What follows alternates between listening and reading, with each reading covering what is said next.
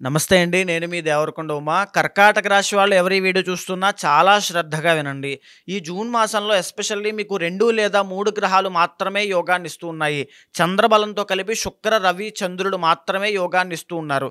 అయితే మేజర్‌గా గురుబలం అనేటువంటిది లేకపోవడము, అష్టమ స్థానంలోకి రాహు రావడము, 2వ స్థానంలో కేతు ఉండడము, అదే 2వ స్థానంలోకి కుజుడు రావడము, 9వ స్థానంలో శనిగ్రహం రావడము అన్నీ కూడా కొంచెం ప్రతికూలమైన పరిస్థితులు రావడము, ఛాలెంజెస్ అనేటువంటివి చాలా ఎక్కువగా ఉంటాయి. మనోధైర్యంతో ముందుకు వెళ్ళండి.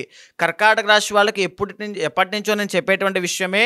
ఈ మాసంలో కూడా మీ యొక్క లైఫ్‌లో కానీ, వృత్తిలో కానీ, వ్యాపారంలో కానీ ప్రధానమైన నిర్ణయాలు ఏది కూడా తీసుకోవద్దు. అంటే ఒక పెద్ద ఇన్వెస్ట్‌మెంట్ పెట్టి నూతన వ్యాపారం చేయడం అలాంటివి ఈ మంత్‌లో అస్సలు చేయకండి. ఏదైనా జాబ్‌లో మంచి అవకాశం వచ్చింది అనిపిస్తోంది మీకు. అది కూడా చేంజ్ అవ్వద్దు. అది ఒక ట్రాప్ మాత్రమే ప్రకృతి వేసేటువంటిది.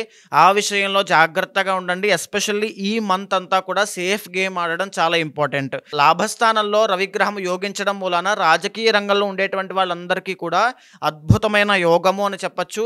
సినీ, నాటక, కళారంగంలో వ్యవహారం చేసే వాళ్ళకి, నృత్య, గీత, వాద్యాది రంగాల్లో వ్యవహారం చేసే వాళ్ళకి, క్రియేటివ్ ఫీల్డ్‌లో వర్క్ చేసే వాళ్ళకి, బట్టల వ్యాపారం చేసే వాళ్ళకి, గోల్డ్ జ్యువెలరీ వ్యాపారం చేసే వాళ్ళందరికీ కూడా ఈ మాసం అంతా కూడా చాలా బాగా లాభాలు, అవకాశాలు, పరిస్థితులన్నీ కూడా మీకు ఫేవరబుల్‌గా ఉంటాయి. మేజర్‌గా చెప్పేటువంటి విషయము ఆరోగ్యం పట్ల ప్రత్యేకమైన శ్రద్ధ అవసరము. బంధువులతో వైరాన్ని పెట్టుకోవద్దు.